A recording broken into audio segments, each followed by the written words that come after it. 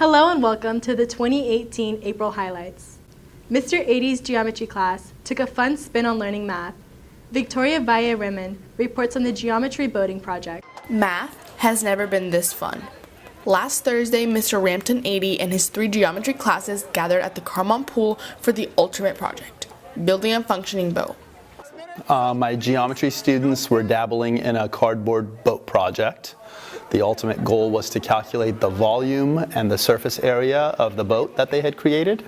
And ultimately they would sit in those boats and race each other across a pool to see if their boats can displace the right amount of water and stay afloat. Although some were initially successful, others struggled to make the full length.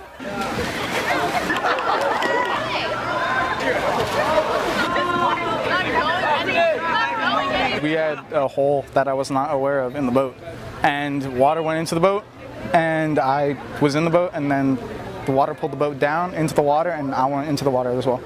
This hands-on learning experience provided by 80 made an impact on his students and on their perception of math.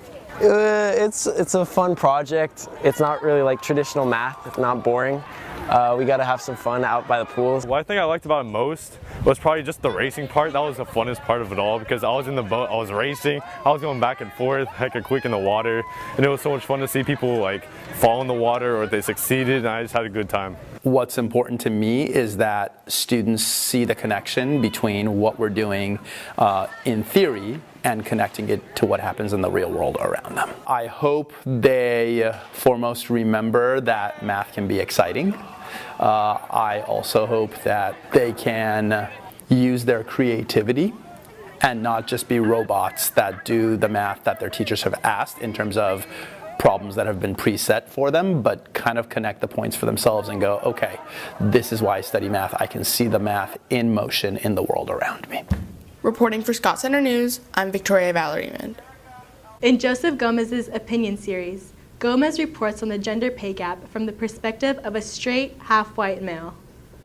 The United States gender pay gap has been a popular subject of debate for some time now, whether exemplified through Hollywood, business, or politics. So, as a straight, half-white male, I thought this would be interesting to talk about. First off, what is the pay gap? Well, it's 89% in New York, 70% Louisiana, and 80% in the United States overall. But the percentage is irrelevant if you don't know what it means. The pay gap is the median wage of women who work full-time over the median wage of men who work full-time. Oh my god, this means if I'm a girl I get paid a quarter less than a man for the same job. No, the pay gap itself is like comparing the average masses of reptiles to mammals, when you're trying to find the average mass of a platypus, which is about 3 pounds in case you're curious. As typically defined, the pay gap leaves out many significant factors. There are plenty of full-time jobs, each with their own salaries and demographics. In a strangely objective video by Vox, as women approach their 50s and 60s, the difference between men's and women's salaries actually gets smaller and smaller, which makes sense if you think about what often happens during a woman's 20s and 30s. Also, it's been shown that mothers experience more career interruptions than fathers. So women shouldn't have kids if they want to pursue a career. No, the wage gap remains in those without children as well. So what does this mean? I like to think of it using a psychological approach. The Big 5 personality traits. Research has shown that women are more agreeable than men, on average, which means they're more nurturing, tender-minded, and altruistic more often and to a greater extent than men. This could help explain why women so vastly dominate in the demographics of health majors. But men still earn more than women in those same departments. This is where men have the advantage because they're less agreeable, i.e. more aggressive, on average. This may lead them to ask for raises more often. Aggressivity thrives in more competitive jobs such as business, which has a very high pay gap. It could just be a matter of women needing to be slightly more assertive in the workplace, despite what the social or psychological tendencies dictate. So, is the pay gap real discrimination, or is it the result of many complicated variables? I don't know. The idea that women get paid less than men is correct, but we still aren't sure exactly why or how much that is. One would have to know the exact motive of the employer, worker, the experience, reliability, and race of said worker, hours worked, and personal choice in the job market, whether it's by genuine interests or societal bias. The pay gap in the United States is decreasing, so women may soon find themselves with the whole dollar. From Scott Center News, I'm Joseph Gomez. Next, Marina Fairmay reports on the annual Carlemont's Got Talent competition.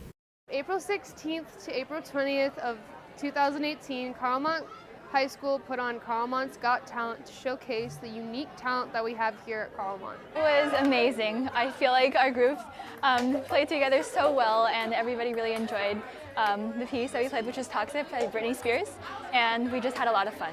It was really fun. I love performing. I basically live for it. I like that we get to showcase the many different types of talent that we have here at Carlemont that isn't usually seen in classes or other extracurricular activities. I like the diverse crowd it draws and just like showing off everybody's talent. I like that it gives students something to do during lunch. Everyone comes to the quad, there's music, and then the performances, and they just get to watch it and be entertained. I don't know, I think it's just a really good way to show your talent.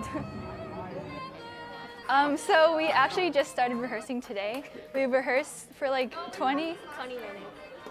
Yeah, we practiced for like 20 minutes in orchestra today, and then we just came out and performed our best. Basically, Sam and I we realized that we had recorders, and we both had recorders, so we decided to just play hot cross buns from like 3rd grade, so yeah, that was fun. I think it's great because it's something everyone can sign up for.